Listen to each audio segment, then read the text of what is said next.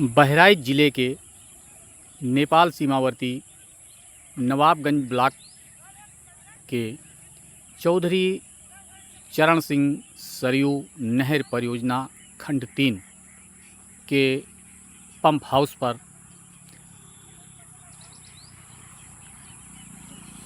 Pump house के इस जलाशय में जलकुंभी आदि के होने से पानी पंप द्वारा आगे निकालने में भी बाधा उत्पन्न हो रहा है। ग्रामीणों का ये भी कहना है कि प्रतिवर्ष नहर की सिल्ट सफाई तथा ये जलाशय की सफाई पर, जैसा कि आप वीडियो में देख पा रहे हैं, लाखों रुपए खर्च हो रहे हैं, लेकिन सैकड़ों किलोमीटर दूर फैले हुए इस जलाशय में जगह जगह जलकुंभी, घास, कुश आदि उगाए हैं। इसके उगाने से जलाशय के अंदर जो जीव, चिड़िया आदि के पानी पीने की भी व्यवस्थाएं नहीं मिल पा रही हैं। जलाशय की सफाई न होने से पर्यावरण चिड़ियों आदि के लिए अनुकूल नहीं हो रहा है। वैसे यदि देखा जाए तो इस पंप से लगभग नवाबगंज इलाके की 1.25 लाख आबादी वाले क्षेत्रफल के किसानों की खेतों की सिंचाई होती है। सिंचाई मुख्य रूप से धान व गेहूं की फसल इस क्षेत्र की हैं। धान की फसल तो लगभग अब कटने के कगार पर है, लेकिन गेहूं की फसल लगभग 2 हफ्ते के बाद बुआई शुरू हो जाएगी। ऐसे में इस जलाशय में इस जलकुंभी का हटाया जाना बहुत आवश्यक माना जा रहा है। उच्च अधिकारियों द्वारा इस तरफ ध्यान न देने से जलाशय के भारी हिस्से में ये झाड़ झंखाड़, जलकुंभी आदि लगे हैं, जैसे कि आप वीडियो में देख पा रहे हैं। बताया जाता है कि जिला मुख्यालय से इस तरफ कोई भी अधिकारी सुदूर इलाके में नज़र नहीं आता, जिससे यह बातें उन तक नहीं पहुंच पाती। हाँ, जल्दी में देखा जाए तो 1 महीने के बाद किसानों को गेहूं की खेतों के पलेवा तथा सिंचाई के लिए पानी की ज़रूरत है। ऐसे में अभी तक इस नहर की, जलाशय, पंप हाउस का सफाई, जलाशय की सफाई आदि न होने से गेहूं की सिंचाई कैसे होगा, ये भी एक प्रश्न चिन्ह लगा है।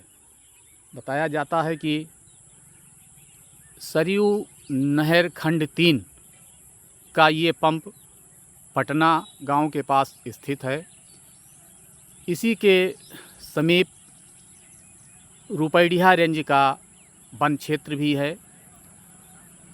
वन क्षेत्र से मिले होने के नाते वन क्षेत्र के चिड़िया, पंछी तथा और अन्य जंगली जानवरों को पानी यहीं से मिलता है। लेकिन यदि देखा जाए तो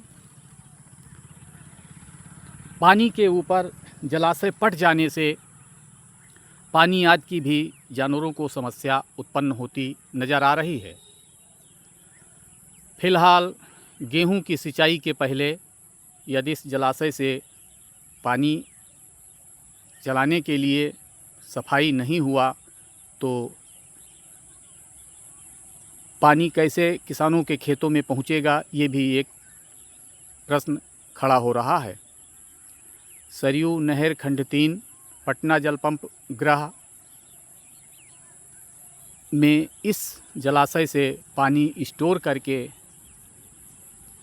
पंप के द्वारा आगे पानी मुख्य नहर में भेजा जाता है, जहां से छोटी छोटी माइनरों अथवा कुलाबों में पानी आगे बढ़ता है। लेकिन देखा जाए तो इस जलाशय की हालत काफ़ी दयनीय है। उच्च अधिकारियों द्वारा ध्यान न दिए जाने से पूरा जलाशय झाड़ झंकार अथवा जलकुंभी से पटा हुआ नज़र आ रहा है। कई किसानों ने ये भी बताया कि आर्थिक रूप से कमज़ोर होने के बाद उनके खेतों में सिंचाई का एक मुख्य साधन नहर ही है। लेकिन यदि नहर की व्यवस्था गेहूं की सिंचाई के पहले दुरुस्त नहीं की गई तो किसी तरीके से बारिश के भरोसे धान की फसल की पैदावार लेने के बाद अब किसानों के सामने गेहूं के फसल की पैदावार एक समस्या बनकर खड़ी हो सकती है। ऐसे में यह आवश्यक है कि अतिशीघ्र इस जलाशय की सफाई कराई जाए, जिससे कि जहां चिड़िया तथा वन्य जीवों को पर्यावरण संरक्षण हेतु उचित जल की व्यवस्था उपलब्ध हो सके, वहीं पर किसानों के लिए खेतों के पानी का रास्ता सुगम हो सके। बताया जाता है कि इस जलाशय में जाड़ा शुरू होते ही लाखों की संख्या में साइबेरियन पक्षी आ जाते हैं। ये विदेशी पक्षियाँ पूरा जाड़ा इसी सरोवर में बिताते हैं। इसके बाद गर्मी शुरू होते ही फिर से ये अपने स्थान पर चले जाते हैं। लेकिन यदि देखा जाए तो जलकुंभी के छाए होने से ऐसी विदेशी चिड़ियों के मेहमानबाजी पर भी खतरा मंडराने लगा है। इस बार किस तरीके से विदेशी चिड़ियाँ इस जलकुंभी में आकर ठहरेंगी, ये भी सोचने वाली बात है।